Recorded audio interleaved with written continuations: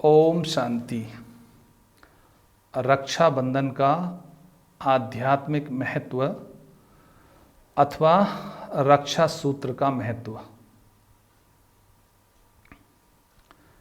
रक्षाबंधन का त्यौहार केवल भाई बहन के प्रेम का प्रतीक ही नहीं, बल्कि इसमें सृष्टि की सर्व आत्माओं के प्रति कल्याण और स्नेह का भाव छिपा हुआ है।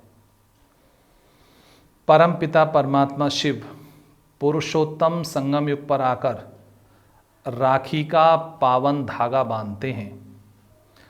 वह सूक्ष्म धागा या रेशम का धागा नहीं, बल्कि मर्यादा और पवित्रता का होता है। राखी के एक ही सूत्र में 4 प्रकार की रक्षाओं का दायित्व समाया हुआ है। बहन के प्राण और इज्जत की रक्षा का दायित्व तो है ही, लेकिन 4 प्रकार की रक्षाएं और हो सकती हैं। नंबर 1, समाज की रक्षा।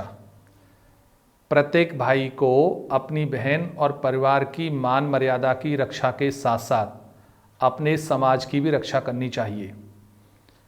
आज हमारे समाज को भ्रष्टाचार, स्वार्थ, आतंकवाद, बेरोजगारी, महंगाई, भुखमरी और अज्ञानता जैसे रोग लगे हुए हैं।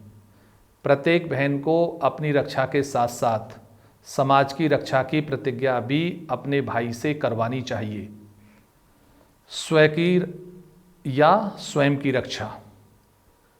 कोई भी मनुष्य आत्मा जब तक काम, क्रोध, लोभ, मोह तथा अहंकार आदि मनोविकारों तथा भय, आलस्य और अलबेलापन जैसी बुराइयों से पूरी तरह से मुक्त नहीं होगी, तब तक वह जीवन की सच्ची सुख, शांति, संतोष और आनंद की प्राप्ति नहीं कर सकती है और स्वयं को सुरक्षित अनुभव भी नहीं कर सकती है।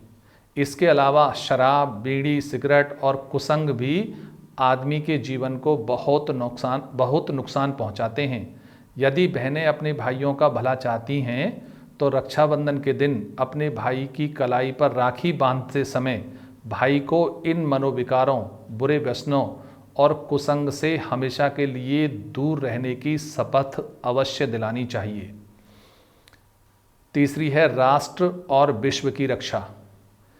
कई व्यक्तियों से मिलकर एक समाज बनता है, कई समाज मिलकर एक राष्ट्र का निर्माण करते हैं और कई राष्ट्र मिलकर एक संपूर्ण विश्व बनाते हैं। मानव संगठन की प्रक्रिया व्यक्ति से शुरू होकर विश्व समुदाय पर खत्म होती है। यदि हम चाहते हैं कि हमारे देश में आपसी प्रेम, सद्भावना, एकता और भाईचारा हो, तो इसके लिए हम सबको मिलकर प्रयास करना होगा। यदि हमारे देश के नागरिक अनेक प्रकार की बुराइयों से अपनी रक्षा करने में समर्थ हो जाएंगे, तो अपने देश की तथा विश्व समुदाय की भी रक्षा आसानी से कर सकेंगे। एक आदर्श बहन का फर्ज है कि वह रक्षाबंधन के दिन अपने भाई को अपने देश तथा संपूर्ण विश्व की रक्षा करने की शपथ अवश्य दिलाए। तीसरी है कुल मर्यादा की रक्षा। आध्यात्मिक रूप से विश्व के सभी मानव एक ही परमपिता परमात्मा की संतान हैं तथा सभी का एक ही ईश्वरीय कुल है। ईश्वर की संतान होने के नाते हमें कभी किसी को दुख नहीं देना चाहिए तथा समय पड़ने पर दूसरों की सहायता अवश्य करनी चाहिए। ईश्वर की संतानें भी 2 प्रकार की होती हैं। एक है दैवी संपदा वाली तथा दूसरी है आसुरी संपदा वाली। आसुरी संपदा भगवान की देन न होकर मानव के कुविचारों तथा बुरे कर्मों की देन होती हैं। दैवी कुल के लोगों के अंदर देवी देवताओं जैसे श्रेष्ठ लक्षण अवश्य होते हैं। वो पूर्ण अहिंसक तथा मर्यादाओं का पालन करने वाले होते हैं। हमारे देश में शायद ही कोई अपने आप को असुर या आसुरी कुल वाला समझता हो। जो लोग अपने आप को दैवी संप्रदाय का समझते हैं, अपने देव कुल की मर्यादा एवं परंपराओं का पालन अवश्य करना चाहिए। रक्षाबंधन के दिन ज्ञानी और समझदार बहनों को अपने भाइयों से अपने देव कुल की रक्षा की प्रतिज्ञा अवश्य करवानी चाहिए। प्राचीन समय में ब्राह्मण लोग अपने यजमानों के घर जाकर रक्षा सूत्र बांधते थे तथा भगवान से उनके जीवन की खुशहाली की प्रार्थना करते थे।